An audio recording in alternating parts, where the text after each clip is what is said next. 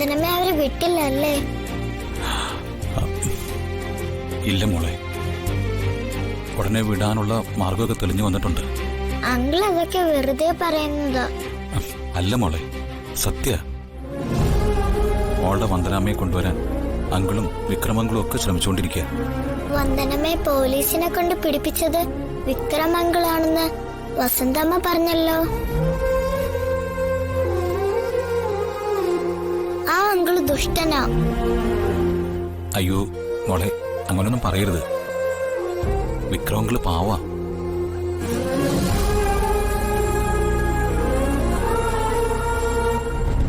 എന്താ രണ്ടാളും കൂടി ഒരു രഹസ്യ ചർച്ച? വന്ദനയെ പോലീസിനെ കൊണ്ട് പിടിപ്പിച്ചത് വിക്രമാണെന്ന് വസന്തേച്ചി മോളോട് പറഞ്ഞോ? അയ്യോ, അതൊന്നും ഞാനായിട്ട് പറയുന്നതല്ല നീയാ. അയൽക്കാരും നാട്ടുകാരും ഒക്കെ പറയുന്നത് നീമോള് കേട്ടതാ. എന്തിനാ ചേച്ചി അയൽക്കാരോടൊക്കെ ഈ വക കാര്യങ്ങൾ ചർച്ച ചെയ്യുന്നത്? ഇത് നല്ല കൂത്തു. എന്റെ അനുജത്തി ജയിലിലായതിനെ കുറിച്ച് നാട്ടുകാർ ഓരോന്ന് പറയുമ്പോ എനിക്കത് ശ്രദ്ധിക്കാതിരിക്കാൻ പറ്റുമോ നീയാ? വിക്രമായി ചേർന്ന് ഏതോ ബിസിനസ് തുടങ്ങിയപ്പോഴല്ലേ വന്ദനയകത്തായത്. വിക്രം വന്ദനയോടുള്ള മുൻവൈരാഗ്യം തീർത്തുന്നാ എല്ലാരും പറയുന്നത്. എന്നാലേ അത് ശരിയല്ല. ഒരു പണം പോലും മുൻകൂർ വാങ്ങാതെ ബിസിനസ് ചെയ്യാൻ വേണ്ട സഹായം ചെയ്ത് തന്നവനാണ് വിക്രം.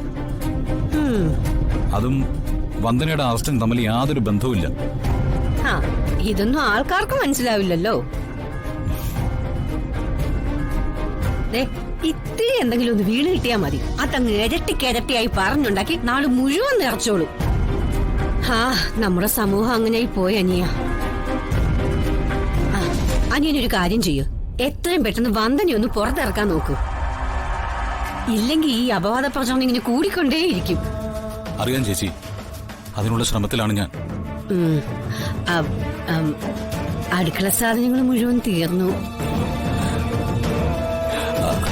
അത് പിന്നെ അതൊക്കെ നമുക്ക് ഉടനെ വാങ്ങാം.